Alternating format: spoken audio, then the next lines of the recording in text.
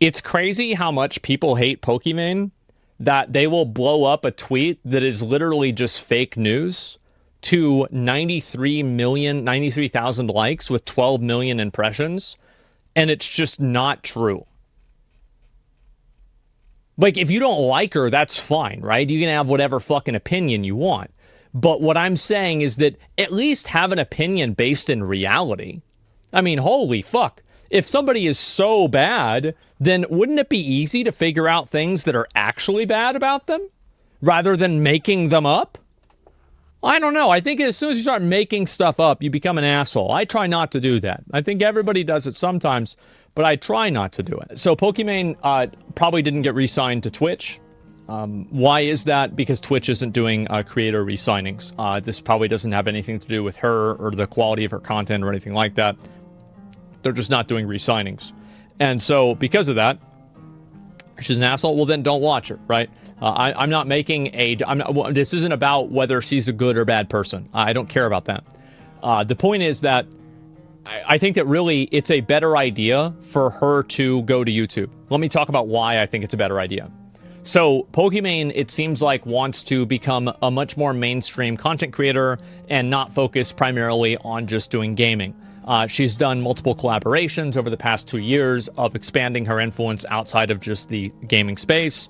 And the truth is that if you are on Twitch, you are being watched by a majority of guys. It is a majority male-dominated platform.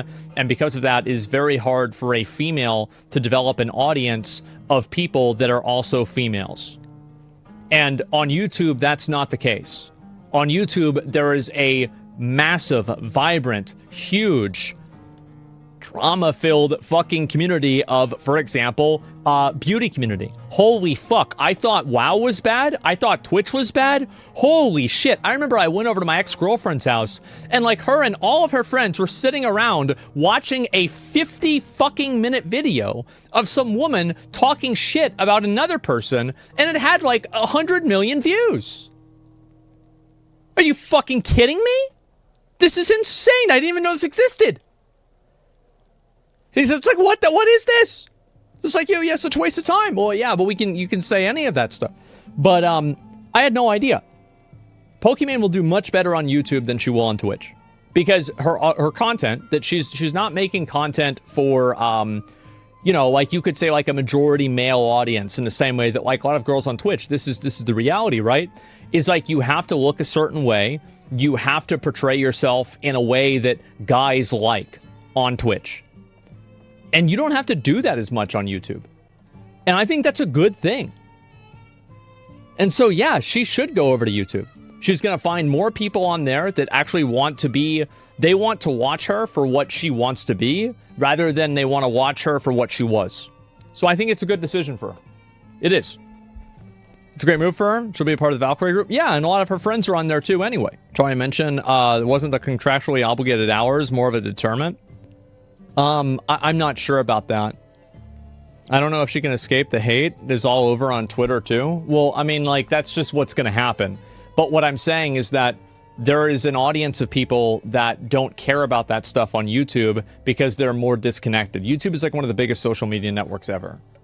YouTube is like multiples larger than Twitter. Want to see the culture change on Twitch to be more balanced? Yeah, I do.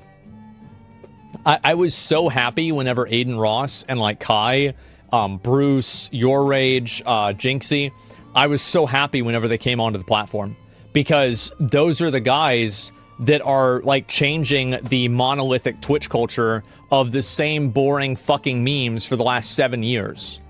So yeah, I was so happy to see them. I thought they were great.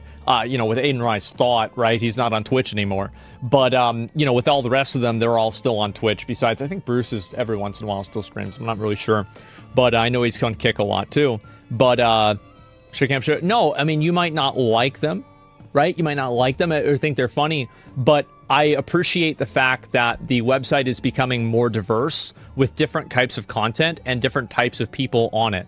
And that includes, obviously, younger guys, black guys, women, etc. And I think all of that is good, because that creates a better ecosystem for the website to grow as a whole, because it helps build the website's critical mass. Does that make sense? Women? Oh, sorry, I meant to say females. Or femoids. It's femoids, right? Woman's a bad word. I don't know if it is or not. Your Rage signed a kick as well. Yeah, he did. I don't know if he was like exclusive or not. I don't remember. But all I'm really saying is that it's a good thing for Twitch that new groups of people that are part of it come onto the platform. Who cares about Poke? Literally insignificant to anyone's life.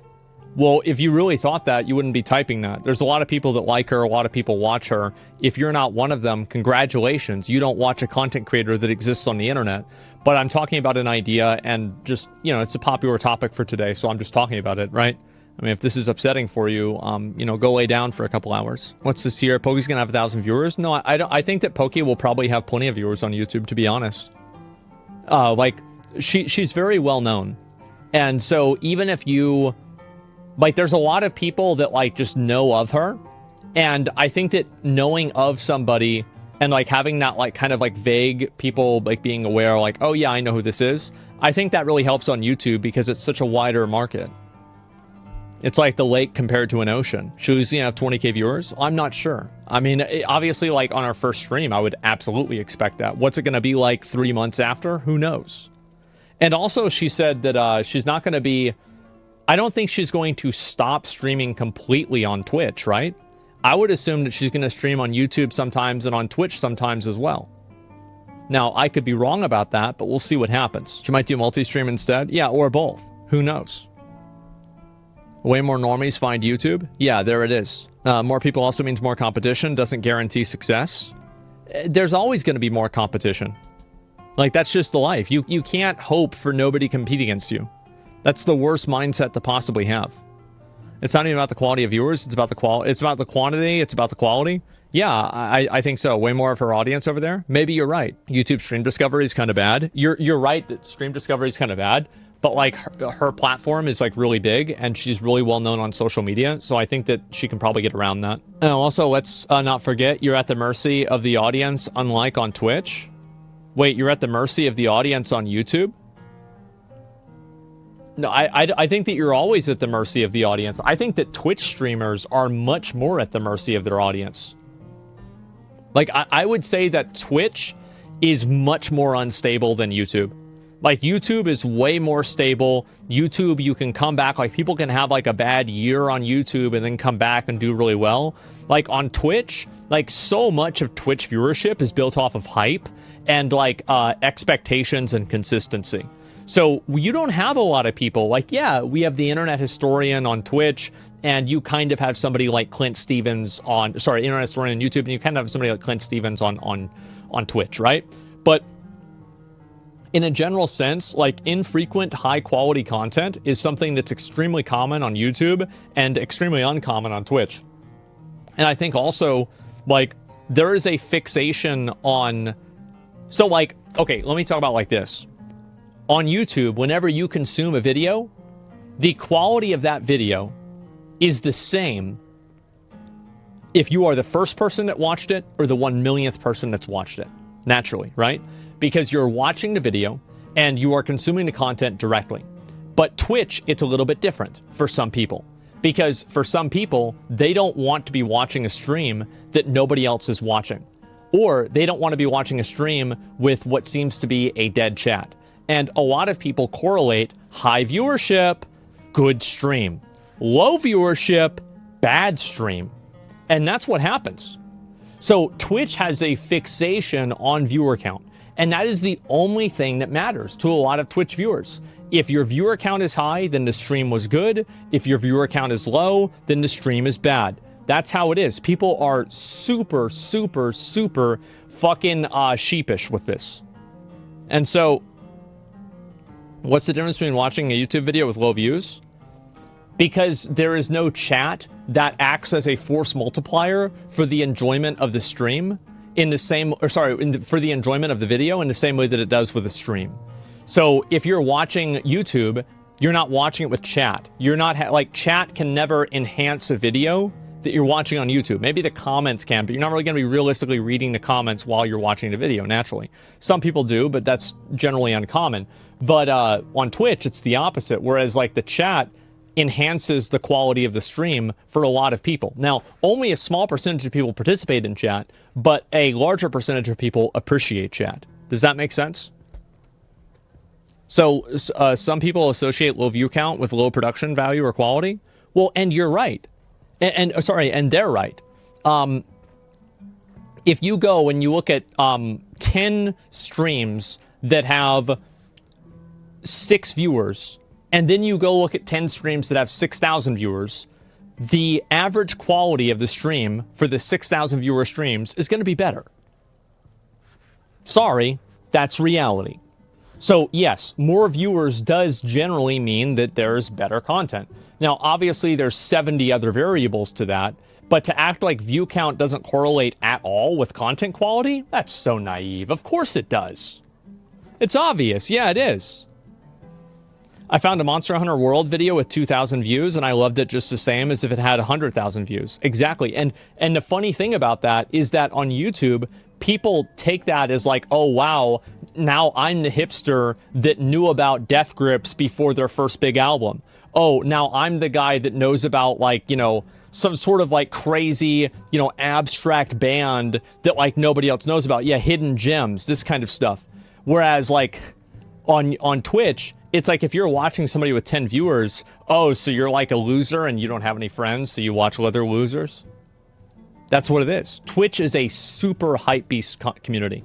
That's why you have streamers. Dude, I've seen streamers go from like 100 viewers to like 10,000 and then go back down to 1,000. And then people will actually start liking and disliking them based off of how many viewers they have. They love you when you're high and they hate you when you're low. And that's just the way it is. Bigger number, better person. Myth? I'm not sure about myth. But yeah, viewer count Andes. It's extremely common. There's a feeling of discovery too. Yeah. So that's why I think it's a good idea for Pokimane to go over to YouTube. I think she's making the right call.